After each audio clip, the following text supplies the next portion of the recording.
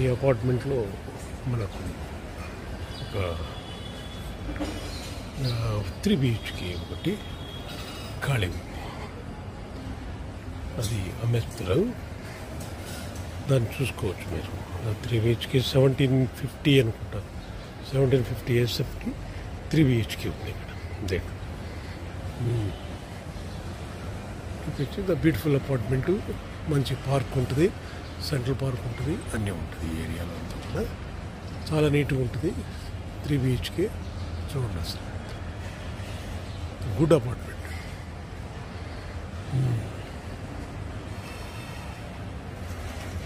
Kitchen, hall, bedroom, everything is good అండి.